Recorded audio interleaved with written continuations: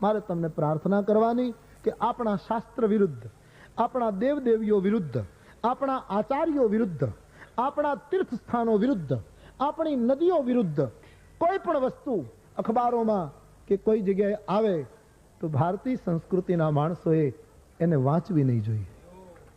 એ આપણા માટે યોગ્ય નથી. નારદજીનું ફરી એક વખત ભક્તિ સૂત્ર યાદ કરું, દુસંગ સર્વથૈવ ત્યાજ્ય. એ આપણા માટે કુસંગ છે, દુસંગ છે. જ્યાં આપણી શ્રદ્ધાને ચોટ લાગે એવા કોઈ લેખ, એવા કોઈ અખબારો, એવા કોઈ મેગેઝીનો નહીં વાંચવા જોઈએ. સવિનય અસહકાર કરવો, આપણે કોઈની સાથે વિરોધ નહીં કરવો, પણ એ વસ્તુ નહીં અડવાની, આપણી શ્રદ્ધા ઉપર ઘા કરે. અને તમને કદાચ જાણ્યું છે, દેશની અંદર આજે રામાયણ ઉપર જેટલા પ્રહારો લોકો કરતા શીખ્યા છે એટલા બીજા ગ્રંથો ઉપર નથી કરતા. ખબર નહીં રામાયણે શું બગાડ્યું છે. કહેવાતા ડાયા માણસો રામાયણ ઉપર પ્રહાર કરે. સનાતન સંસ્કૃતિનો ઠેકો લઈને બેઠેલા માણસો એમ કહે છે કે રામાયણ વંચાય નહીં, એ તો ચોપાઈ છે ને, લોકકથા છે ને, આમ છે ને તેમ છે ને. મને દયા આવે છે આ લોકો.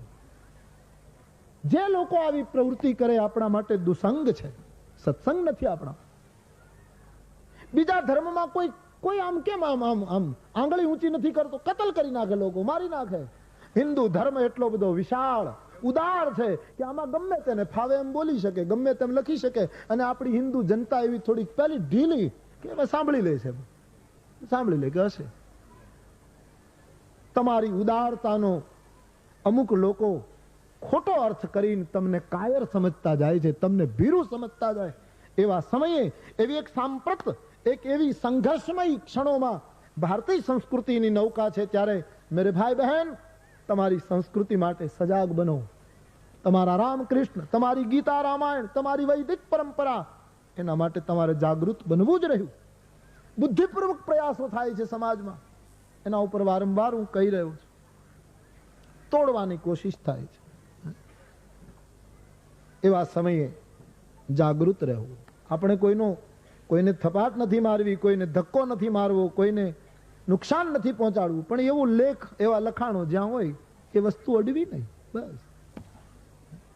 કેવી ચોપડીઓ છપાણી હિન્દુસ્તાનમાં રામાયણ ઉપર, હા, મા જાનકીના ચરિત્ર ઉપર, હનુમાનજીના ચરિત્ર ઉપર કેટલા ભયંકર આક્ષેપો કર્યા લોકો. અને હિન્દુ જનતા એમને બેઠી છે.